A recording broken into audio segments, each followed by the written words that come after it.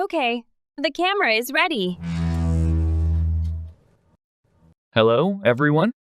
Hello, I am a director. How are you, Sensei? I'm good.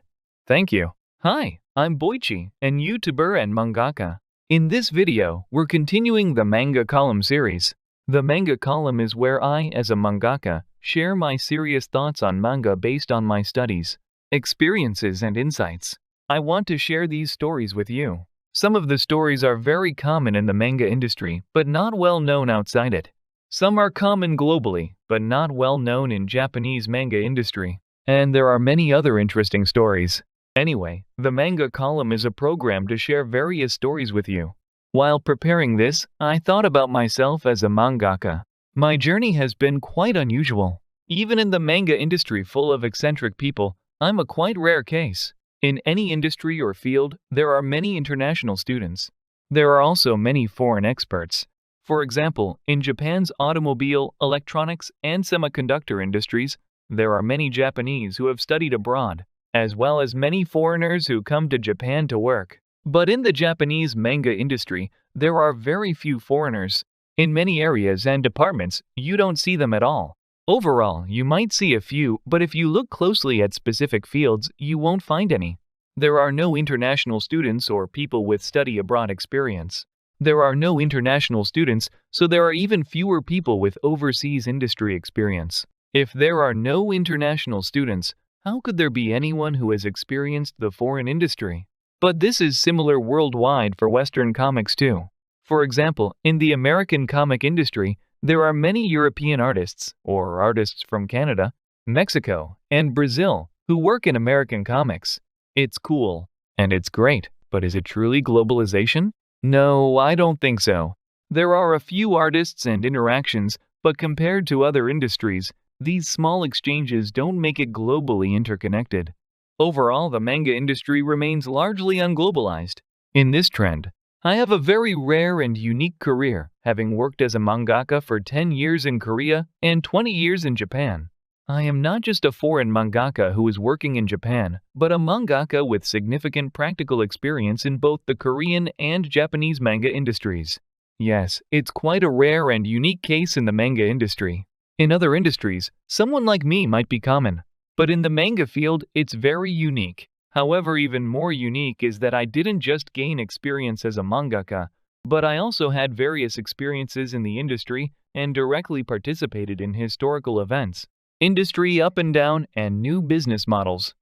Because of this, I had many experiences that most people find very intriguing. For example, my experiences are fascinating even to people in the Korean manhwa industry, where I'm from, and also to those in the Japanese manga industry. So, the thoughts and perspectives of someone like me, who has experienced and felt all these things firsthand, might be different from others. Yes, I think I have a bit of that. And from the perspectives and thoughts from these unique experiences, my conclusion is that aspiring manga artists worldwide are treasures. They are treasures that will save this world and enhance the quantity and quality of culture. They are treasures to each country, to Japan, and to the entire future world. Usually, experienced people guide others well. People who have seen a lot do such things, right? So, I believe that the direction I am pointing is correct. Of course, I am not a great mangaka. I have many shortcomings and a lot to study, but my experiences are very unique. Are there any mangaka with experiences like mine? If there are, I'd love to meet them, but I don't think there are. That's why I want to create this manga column to share these stories with you. Some stories might be shocking, some might be interesting and lighthearted, but I hope you listen to me carefully. It's okay if you don't agree with everything what I say or if you ignore it. But as a mangaka who has had unique experiences and has seen a lot in 2 different countries and industries, I intend to share these stories with you wholeheartedly. I will do my best to share them with you. If you love and want to be a part of both the current and future manga industry, please watch my video until the end. So, what did I talk about in the previous column video? I talked about how beneficial it is for each country to have manga and comic artists. I highlighted one major benefit. Manga produces rich and diverse IP unique to each country, which is essential for making the cultural industry strong. What should we call this? The semiconductor of the cultural industry, or rice in the cultural industry. This is one of the conclusions I reached after many unique experiences and much contemplation and research. Manga, comics, and toons, whatever you call them, what you love and cherish, like Japanese manga, American and European comics, are the cultural semiconductors of their respective countries, just like semiconductors are the industrial rice, the foundation of the cultural industry. The semiconductor of the cultural industry, and I feel like the era of manga has arrived. Why? Because the actions that a country would take to lay the foundation for the semiconductor industry are all needed for the cultural industry as well. Manga is the semiconductor of culture. I talked about this. Oh, I think I've spent quite a bit of time just reviewing the last video. Next, I introduced an article related to Saudi Arabia. It was such a fantastic article. An article about Saudi Arabia collaborating with Japan to create a global manga platform to spread Japanese manga to the Middle East and the world. I think Saudi Arabia's challenge and future steps are incredibly amazing and really appreciated. Their vision to develop a legal platform in places where manga is consumed through pirated versions is fantastic. I have been advocating for this for a long time. Value the readers in countries where they read piracy manga sites. The readers are not thieves but precious consumers. Piracy manga sites and illegal scanlation are wrong, very wrong. But the readers are forced to read manga through these sites because we have not provided a good service for them. We should admit, reflect, and think that we were wrong. I have been advocating this for a long time. So, when I read the article about Saudi Arabia doing this, I was so moved. I'm so grateful. But at the same time, I suggested that if they are starting this, they should create their own manga industry in Saudi Arabia. Because manga is the cultural semiconductor. I'm keep saying it. It's the foundation of the cultural industry, the semiconductor. There's another reason for this suggestion, but I won't discuss it this time. Maybe later or sooner. Oh, my head hurts. I've been filming with this mask on for days. My head hurts so much because the mask is heavy and presses down on my head. So I put a towel inside the mask. Anyway, I talked about that. Continuing, the topic for today's video is, okay, now we understand that having a manga industry in each country is good and that a global platform is also beneficial. We understand that a global platform would obviously be good for the Japanese manga industry. It's good for cracking down on illegal piracy manga sites. Even just cracking down on manga piracy sites would be beneficial for the Japanese manga industry. If 90% of readers worldwide are consuming illegal scanlations, wouldn't establishing a legitimate manga platform where they can access and enjoy manga legally be a beneficial way for creators and companies to profit from their works? It's so good for the Japanese manga industry. And if each country's government actively cracks down on piracy, it's necessary because manga is the cultural oil and semiconductor. They need to protect their manga works and creators. And it's great. It's great to show your country's manga to the world. It's very proud and exciting, and the long-term impact is invaluable. And a proper platform would pay taxes. Businesses must pay taxes. Manga piracy sites? Illegal scanlations. Do they pay taxes or royalties? These thieves who illegally distribute manga must be stopped. Legal manga services pay taxes to the government, which is a significant change and beneficial. It's all good things, so the government should crack down on those manga piracy sites. Just this is a good thing, but there's an even greater benefit I want to discuss now. In short, it will prevent a huge and inevitable crisis from hitting the Japanese manga industry. And what? A crisis from hitting the Japanese manga industry? This sounds ridiculous, right? Isn't this quite an outlandish statement?